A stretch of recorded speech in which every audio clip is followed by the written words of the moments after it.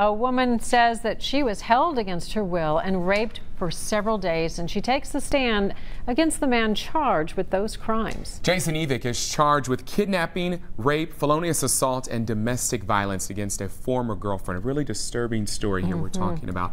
Local 12's Angela Ingram was in the courtroom today and has more on the woman's testimony. Angela, good evening. Good evening, Kyle. Well, this was a very emotional day for Jennifer Snider. This is something that she's lived with for a long time, and today she had to face a man who has a history of convictions of violence. Jason Evick was calm and composed in the courtroom, a drastic contrast from a few weeks ago when he argued back and forth with a judge at a pretrial hearing. He listened closely to opening statements and allegations made against him. The very first person you're going to get to hear from is the main person. You're going to get to hear from Jennifer Snider herself. And I believe she will tell you about what was going on in 2017.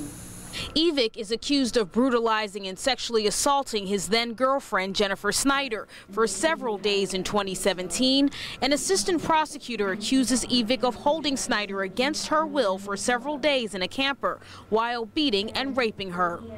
At some point in time, there was screaming, and he held his hands over my mouth and he would squeeze my mouth so I wouldn't scream.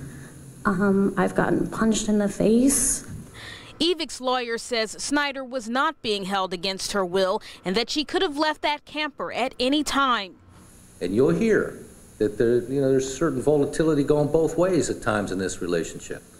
The defense says Snider is not being truthful and points to past convictions of theft.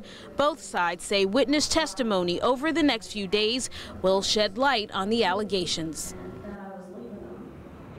And Evick's attorney says at the minimum there is reasonable doubt that will be presented in this case. Evick was already convicted last year in Claremont County of crimes against Snider. Reporting live from Wilmington, Angela Ingram, Local 12 News. Kyle, back to you. All right, Angela, we know you will stay on top of this trial as it continues. And on that note, testimony will continue tomorrow morning beginning at 9, and we will, of course, have that covered here for you.